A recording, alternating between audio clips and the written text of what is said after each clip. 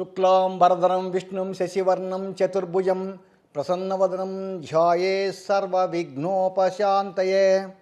జై బోలో గణేష్ మహారాజ్ की జై. ప్రేక్షకులకి నమస్కారం. పాకిస్తాన్కి 14/8/1947 రాత్రి 12 గంటలకి కరాచీలో వాళ్ళకి స్వాతంత్రం వచ్చింది. 14th August 1947 నైట్ 12 o'clock కరాచీలో ఈ పాకిస్తాన్కి స్వాతంత్రం వచ్చింది.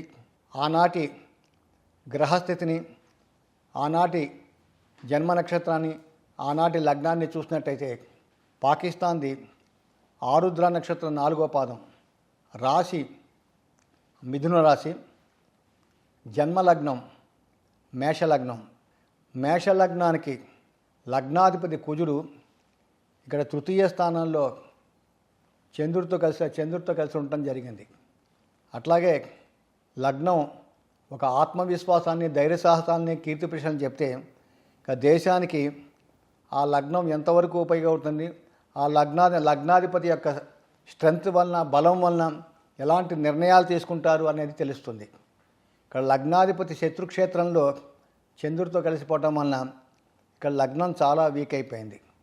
దీనివలన గత 75 సంవత్సరాల నుంచి కూడా ఈ పాకిస్తాన్ ఈ తొందరపాటు నిర్ణయాలు తీసుకోవటం, అనేక విధాలుగా కూడా అటు వాళ్ళు సుఖం లేకుండా, వేరే వాళ్ళు కూడా సుఖం లేకుండా తీవ్రమైన మానసిక క్షోభ వాళ్ళు అనుభవిస్తున్నారు.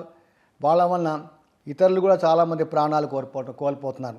దానికి ప్రధాన కారణం ఇక్కడ లగ్నాధిపతి కుజుడు వీక్గా ఉండడం.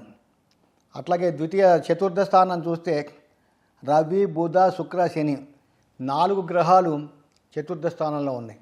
ఈ లగ్నానికి విపరీతమైన యోగం చేసేది మేషలగ్నానికి లగ్నాధిపతి కుజుడు, పంచమాధిపతి రవి, అట్లాగే భాగ్యాధిపతి గురువు యోగం చేస్తాడు.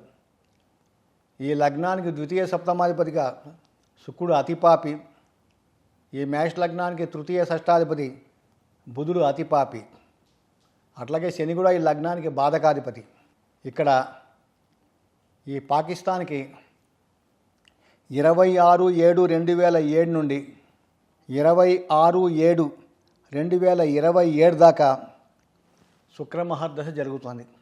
శుక్రుడు మేషలగ్నానికి ద్వితీయ సప్తమాధిపతిగా చతుర్థ స్థానంలో దశమలాభాధిపతి అంటే బాధకాధిపతి శనితో కలిసి ఉండటం, ద్వితీయ సప్తమాధిపతి అయిన శుక్రుడితో కలిసి ఉండటం, ముఖ్యంగా తృతీయ షష్టాధిపతి అయిన బుధుడితో కలిసి ఉండటం, ఈ పంచమాధిపతి అయిన రవితో హస్తంగతం అవటం, ఇన్ని మైనస్ పాయింట్లు ఉండటం వలన ఈ శుక్రమహర్దశ వీళ్ళకి ఏమాత్రం కూడా యోగం చేయలేదు. అనుక్షణం పాకిస్తాన్ లోపల అంతర్గతంగానే వాళ్ళకి విపరీతమైన భేదాభిప్రాయాలు ఉండటం, ఎప్పుడూ చూసినా ఏదో విధంగా పాకిస్తాన్లో కూడా అలజడులు జరగటం, చాలా ప్రాణ నష్టాలు జరగటం గత 18 సంవత్సరాలుగా మనం చూస్తూనే ఉన్నాం. ప్రస్తుతం 26/7/2023 నుండి 26/5/2026 దాకా పాకిస్తాన్కి శుక్రమహర్దశలో బుధుడి అంతర్దశ జరుగుతోంది. శుక్రమహర్దశలో బుధుడు అంతర్దశ ఈ పాకిస్తాన్కి ఏమాత్రం కూడా యోగం చేయదు. మహర్దశ శుక్రుడు మేషలగ్నానికి ద్వితీయ సప్తమాధిపతిగా చతుర్థ స్థానంలో ఉన్నాడు. చతుర్థం ఈ టెరిటరీస్ బౌండరీస్ గురించి చెప్తుంది, భూభాగం గురించి. అట్లాగే అంతర్దశ బుధుడు తృతీయ షష్టాధిపతిగా చతుర్థ స్థానంలో ఉన్నాడు. కాబట్టి ఈ శుక్రమహర్దశలో ఈ బుధుడి యొక్క అంతర్దశలో ఈ చాలా తొందరపాటు నిర్ణయాలు చాలా అధికంగా తీసుకోవడానికి ఈ పాకిస్తాన్ దేశానికి చాలా వరకు ఈ యొక్క అవకాశాలు కనపడుతున్నాయి. అంతేకాదు 26/5/2026 నుండి 26/7/2023 నుంచి 26/5/2026 దాకా ఇక్కడ ఒకవైపు శుక్రమహర్దశలో బుధుడి అంతర్దశలో రాహు విదర్శ నడుస్తున్నట్టు. ఈ రాహు నెక్స్ట్ మంత్ 2025 మే ఎండ్ దాకా ఉంది. కాబట్టి వచ్చే రోజులు చాలా తీవ్రమైనటువంటి ఈ పరిణామాలు ఈ పాకిస్తాన్ ఎదుర్కోవటం జరుగుతుంది. ముఖ్యంగా మరీ నేను చెప్తున్నాను, ఈ 2025 సెప్టెంబర్ నుంచి ఈ 2025 నవంబర్ మధ్యలో మళ్ళీ ఈ టెర్రరిస్ట్ అటాకులు చాలా అధికంగా జరుగుతాయి. దానికి కారణం ఏంటంటే ఈ కుజగ్రహం ఈ కన్యారాశిలో ప్రవేశిస్తాడు. ఎప్పుడైతే కుజగ్రహం కన్యారాశిలోకి ప్రవేశిస్తాడో అట్లాగే ఈ మీనంలో ఉన్నటువంటి ఈ శనిని కుజుడు చూడటం, అలాగే మీనంలో ఉన్న శని ఈ కుజుని చూడటం 45 రోజుల పాటు జరుగుతుంది. పరస్పరం కుజశని ఇద్దరు ఒకరినొకడు వీక్షించడం జరుగుతుందన్నమాట. ఇది చాలా కష్టకాలం. ఈ సమయంలో మన భారత ప్రభుత్వం చాలా అప్రమత్తంగా ఉండాలి. మళ్ళీ యథాప్రకారంగా కానీ ఈ చెన్నైలో కానీ హైదరాబాద్లో కానీ బెంగళూరులో కానీ మళ్ళీ ఈ కాశ్మీర్లో కానీ ఖచ్చితంగా మళ్ళీ టెర్రరిస్ట్ అటాకులు జరగడానికి అవకాశాలు ఉన్నాయి. అట్లాగే డిసెంబర్ నుంచి జనవరి 15 దాకా కూడా ఆ సమయంలో కూడా కుజగ్రహం ధనుసు రాశిలో ఉంటాడు.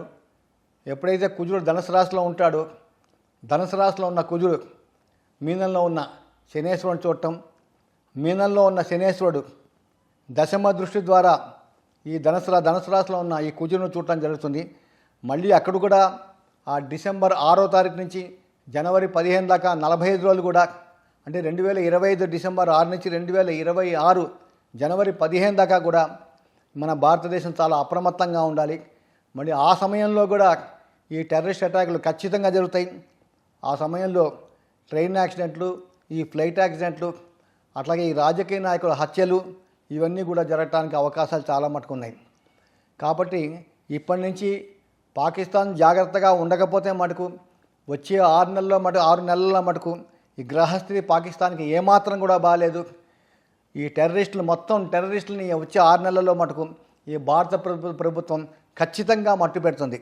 దానికి కారణం ఏంటంటే ప్రస్తుతం ఇటు భారతదేశం గ్రహాలు అనుకూలంగా లేవు, ఈ దేశంలో పాకిస్తాన్ యొక్క గ్రహాలు కూడా అనుకూలంగా లేవు. కాబట్టి పాకిస్తాన్ తొందరపాటు నిర్ణయాలు తీసుకోకుండా ఇక్కడితో ఈ టెర్రరిస్టులని పంపించకుండా ఈ టెర్రరిస్టులది దాన్ని అంతం చేసి వాళ్ళకి తగిన బుద్ధి చెప్పి టెర్రరిస్టులను చంపేస్తే బాగుంటుంది. లేకపోతే పాకిస్తాన్ తీవ్రమైనటువంటి పరిణామాలు ఎదుర్కోవడం జరుగుతుంది. నమస్కారం.